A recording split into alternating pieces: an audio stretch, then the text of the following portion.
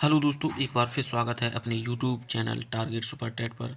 तो आइए दोस्तों, आज हम देखते हैं व्यावसायिक आचरण एवं नीति। यह जीवन कौशल का दूसरा भाग होगा। कौन सा भाग होगा? दूसरा भाग होगा। तो देखते हैं इसमें कि यह वृत्तिका है। यह जो वृत्तिका शब्द है वृत्ति से बना है, जिसका अर्थ होता है व्यवसाय। यानी जो ये वृत्तिका है, वृत्तिका शब्द जो बना हुआ है वह वृत्ति से बना हुआ है और जिसका अर्थ होता है व्यवसाय। क्या होता है? व्यवसाय।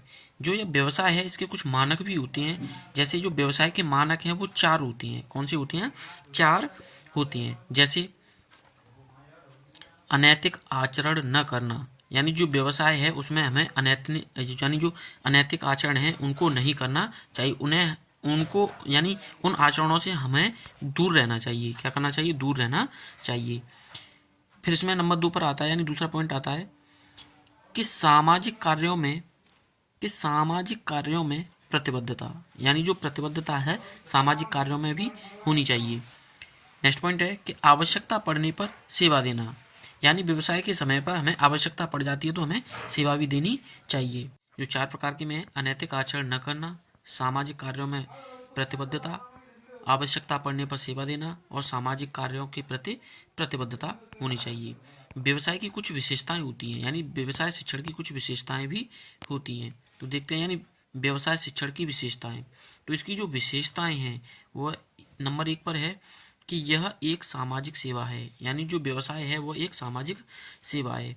दूसरा है कि बौद्धिक क्रियाएं भी इसमें सम्मिलित होती हैं, यानी जो बौद्धिक क्रियाएं हैं वह भी सम्मिलित होती हैं।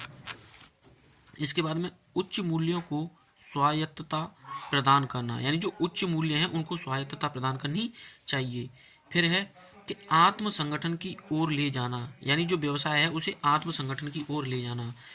फिर है इसमें कि इसमें अध्ययन और प्रशिक्षण भी शामिल होता है। इसमें अध्ययन और प्रशिक्षण भी शामिल होता है। फिर नेक्स्ट पॉइंट है कि इसकी अपनी आचार संहिता होती है, यानी जो व्यवसाय है इसकी अपनी एक आचार संहिता होती है। फिर नेक्स्ट पॉइंट है कि ज्ञान का व्यवस्थित भंडार होता है, यानी जब हम व्यवसाय के जो शिक्षण की विशेषताएं होती हैं उनमें ज्ञान का व्यवस्थित भंडार भी होता है। तो ये नेक्स्ट पॉइंट है कि व्यवसाय शिक्षण का विश्लेषण है, यानी जो व्यवसाय है वह शिक्षण का क्या है? विश्लेषण है। कैसे है? कि शिक्षक एक व्यवस्थापक या प्रबंधक के रूप में कार्य करता है। तो यह डेफिनेशन एक दी है कि शिक्षक एक व्यवस्थापक या प्रबंधक है। यह आई के डेवीज ने दी है, यानी जो यह डेफिनेशन दी है वह आई के डेवीज ने दी है। इसमें शिक्षक कई भूमिका निभाता है, यानी जो व्यवसाय है उसमें शिक्षक कई भूमिका निभाता है। जैसे एक नियोजनकर्ता के रूप में, नंबर 2 संगठनकर्ता के रूप में, नंबर 3 प्रशासक के रूप में, नंबर 4 है एक निर्देशक के रूप में, नंबर 5 यानी परामर्शदाता के रूप में, नंबर 6 नियंत्रणकर्ता के रूप में, यानी जो नियंत्रण भी करता है। नेक्स्ट है कि नेता के रूप में, नेता के रूप में भी वह भूमिका निभाता है। फिर यह कह रहा है कि शिक्षक के कार्यों को 4 सोपानों में विभाजित किया जाता है, यानी जो शिक्षक है उसके कार्यों को 4 भागों में यानी 4 सोपानों में विभाजित किया जाता है। वो कौन कौन से होते हैं? एक तो होता है नियोजन संबंधी कार्य, यानी जो नियोजन है, नियोजन संबंधी कार्य, पहले किसी चीज का रूपरेखा बनाना। फिर आता है इसके बाद में संगठन या व्यवस्था संबंधी कार्य, यानी किसी चीज को संगठित करता है, उसकी व्यवस्था बनाता है। इसके बाद में मार्गदर्शक या अग्रसर संबंधी कार्य, यानी जो शिक्षक है अग्रसर होता है किसी कार्य को कराने के लिए मार्गदर्शक के रूप में। चौथा है कि नियंत्रण संबंधी कार्य, यानी वो नियंत्रण भी करता है। क्या करता है? नियंत्रण करता भी होता है। इसीलिए शिक्षक के 4 सोपान होते हैं जो व्यवसाय के लिए बहुत ही महत्वपूर्ण होते हैं। जैसे नियोजन होना, व्यवस्था का होना, अग्रसर होना और नियंत्रण होना। नियोजन में वह किसी एक रूपरेखा का चयन करता है, उसके बाद में उसकी व्यवस्था करता है, संगठन करता है। इसके बाद में वह एक दिशा निर्देश देता है जिससे आगे के लिए बच्चे अग्रसर हो या खुद अग्रसर हो। फिर वह नियंत्रण भी करता है, अपने व्यवहार को वो नियंत्रण भी करता है और आचरण को भी। इसके बाद में सुगमकर्ता के रूप में, यानी जो एक शिक्षक होता है वह एक सुगमकर्ता के रूप में भी होता है। जैसे सुगमकर्ता के रूप में शिक्षक का कार्य अधिगम को सुगमता प्रदान करना है। वह छात्रों को उपयुक्त वातावरण प्रदान करता है जिससे छात्र का वांछित विकास हो सके। वह पर्दे के पीछे से केवल एक पथ प्रदर्शक की भूमिका निभाता है, यानी वह खाली एक मार्गदर्शक के रूप में कार्य करता है पर्दे के पीछे रहकर। इसीलिए एक शिक्षक होता है वह सुगमकर्ता के रूप में होता है। फिर कह रहे हैं कि एक सुगमकर्ता की तरह शिक्षक कई प्रकार की क्रियाओं को भी बढ़ावा दे सकता है, जैसे पुस्तकालय द्वारा, योजना पद्धति के द्वारा, प्रयोगों द्वारा और गृह कार्य के द्वारा। फिर नेक्स्ट है कि परामर्शदाता के रूप में, यानी जो शिक्षक है वह परामर्शदाता के रूप में शिक्षक बालकों को ज्ञान प्राप्ति के लिए परामर्श दे सकता है। यानी जब शिक्षक अध्यापन कार्य कर रहा होता है या छात्रों को पढ़ा रहा होता है तब वह खुद भी परामर्श ले सकता है और दूसरों को भी परामर्श दे सकता है। इसीलिए शिक्षक बालक को ज्ञान प्राप्ति के लिए परामर्श प्रदान करता है। इसमें नेक्स्ट पॉइंट है कि जब छात्र समस्या स्वयं हल न कर पाने पर शिक्षक से सहायता मांगते हैं तो यह परामर्शदाता के रूप में भूमिका निभाता है। फिर इसमें सेकंड पॉइंट है कि जब शिक्षक स्वयं छात्रों की समस्याओं को अनुभव करता है वह उसे समस्या समाधान में उसको सहायता प्रदान करता है तो यह क्या है, वह परामर्शदाता के रूप में निखर कर आता है। फिर कह रहे हैं कि अतः शिक्षक प्रभावशाली परामर्शदाता बनने के लिए एक अच्छा श्रोता, एक गहन निरीक्षक एवं सहानुभूतिपूर्ण, संवेदनशील व उद्देश्यपरक परामर्शदाता की भूमिका वहन करनी होती है। किसे करनी होती है, तो यह शिक्षक को ही वहन करनी होती है। इसके बाद में शिक्षक के व्यवसायिक आचरण के गुण। कुछ शिक्षक के जो व्यवसाय होता है उसके कुछ आचरण के गुण होते हैं। जैसे एक अच्छे शिक्षक में व्यवसायिक आचरण के गुण निम्न होते हैं। जैसे व्यक्तिगत गुण, यानी उसका कुछ पर्सनल भी गुण हो सकते हैं। जैसे संवेदनशील होना, यानी किसी क्रिया के प्रति वह संवेदनशील भी हो सकता है। सहानुभूतिपूर्ण होना, व्यवहार और अच्छी आदतें होना उसके अंदर बहुत ही आवश्यक होती हैं। किसके अंदर, शिक्षक के अंदर। नेक्स्ट पॉइंट है कि बौद्धिक तथा भावात्मक गुण, यानी उसमें चिंतन मुक्त होना चाहिए, चिंता से ग्रस्त नहीं रहना चाहिए, आशावादी और सकारात्मक दृष्टिकोण होना चाहिए, यानी आशावादी और सकारात्मक उसका दृष्टिकोण होना चाहिए। फिर इसके बाद में आता है कि सामाजिक तथा आचार संहिता, यानी जो सामाजिक तथा आचार संहिता का भी उसे ज्ञान होना चाहिए। जैसे कुशलतापूर्वक विश्वसनीयता, यानी कुशलता और विश्वसनीयता उससे साथ साथ होनी चाहिए। फिर है निष्पक्ष व्यवहार होना चाहिए, सहयोग की भावना होनी चाहिए, आदर्शपूर्ण व्यवहार और आत्मविश्वासी भी होना चाहिए। इसके बाद में चौथा पॉइंट है कि विषय वस्तु का गुण, यानी उसे अच्छी पुस्तकें, विषय वस्तु यानी पुस्तकें, समाचार पत्र आदि से भी लगाव होना चाहिए। शिक्षण कौशल का ज्ञान, एक शिक्षक को शिक्षण कौशल का भी ज्ञान होना चाहिए।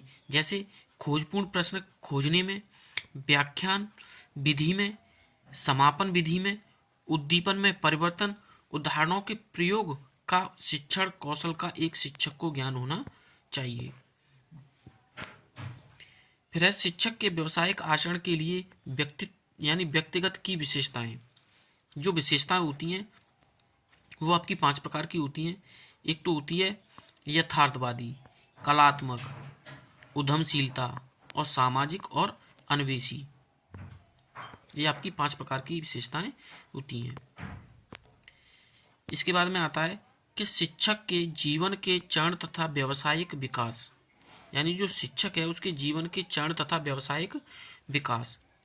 त्योहारों के विश्लेषण के आधार पर जीवन के 5 चरण होते हैं। कितने चरण होते हैं? 5 चरण होते हैं। यानी शिक्षक के जीवन के चरण तथा व्यवसाय के विकास के आधार पर बात की जाए तो व्यवहार के विश्लेषण के आधार पर या त्योहारों के, वैसे यहाँ पर व्यवहार होगा, क्या होगा? व्यवहार होगा। क्या होगा? व्यवहार के विश्लेषण के आधार पर जीवन के 5 चरण होते हैं। वो चरण कौन कौन से होते हैं?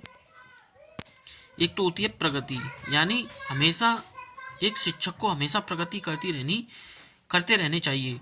फिर है समन्वयसी, वह अपने आप को हर जगह पर समावेश कर ले।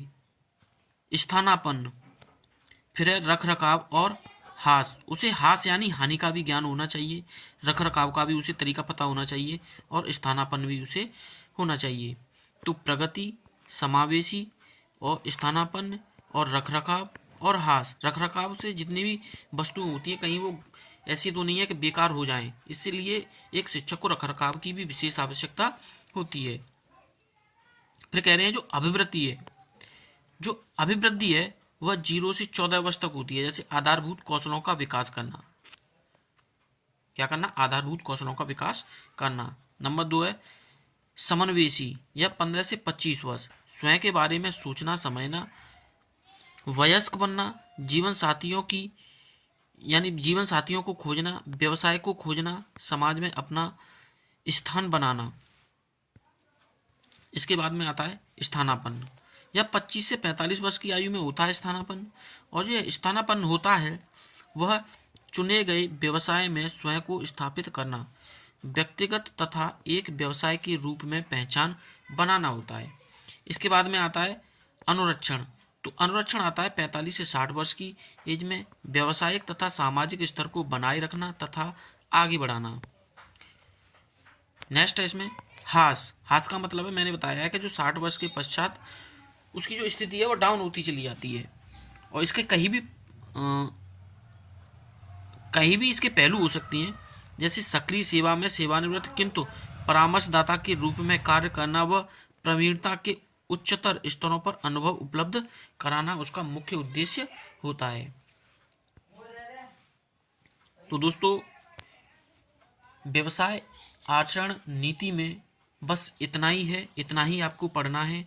इसके जो मुख्य इम्पोर्टेंट जो पॉइंट हैं इसके जो कुछ ज़्यादा महत्वपूर्ण इम्पोर्टेंट पॉइंट नहीं है, बस आपको यह एक याद रखना है कि यह एक सामाजिक सेवा होती है। व्यवसाय एवं आचरण नीति में यह एक सामाजिक सेवा होती है। बौद्धिक क्रियाएं सम्मिलित होती हैं, उच्च मूल्यों को स्वायत्तता प्रदान करना होता है, आत्म संगठन की ओर ले जाना होता है, इसमें अध्ययन और प्रशिक्षण शामिल होता है, इसकी अपनी आचरण संहिता होती है और ज्ञान का व्यावसायिक भंडार भी होता है। इसमें मुख्य इंपोर्टेंट चीज़ें होती हैं व्यावसायिक शिक्षण का विश्लेषण। एक शिक्षक को व्यवस्थापक या प्रबंधक के रूप में, तो आई के डेविज ने कहा है कि शिक्षक एक व्यवस्थापक या प्रबंधक के रूप में होता है। तो यह कौन कौन सा होता है? इसमें शिक्षक की कई भूमिका होती है, जैसे संगठनकर्ता के रूप में, प्रशासक के रूप में, एक निर्देशक के रूप में, परामर्शदाता के रूप में, नियंत्रणकर्ता के रूप में और नेता के रूप में। यही इसमें मुख्य इंपोर्टेंट है। अगर दोस्तों यह आपको वीडियो अच्छी लगी हो, पसंद आई हो, तो लाइक और कमेंट और सब्सक्राइब जरूर कीजिए। मिलते हैं नेक्स्ट वीडियो में।